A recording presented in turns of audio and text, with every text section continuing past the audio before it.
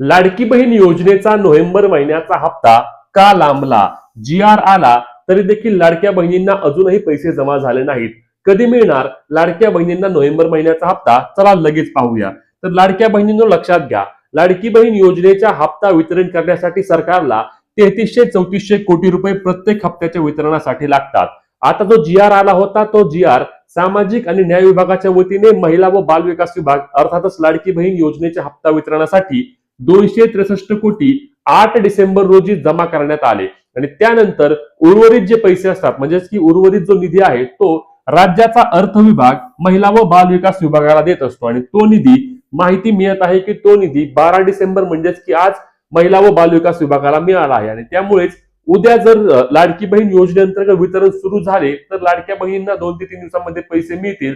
परंतु शक्यता अशी देखील आहे की सोमवार पासून याचे वितरण होईल आणि मंगळवार बुधवार पर्यंत लाडक्या बहिणींना पैसे मिळतील. म्हणजेच की हप्ता वितरणासाठी मोठ्या प्रमाणावर उशीर होणार आहे. यामुळे लाडक्या बहिणींनी देखील तीव्र भावना व्यक्त केल्या आहेत. तुम्हाला याबाबत काय वाटते? कमेंट करून नक्की सांगा.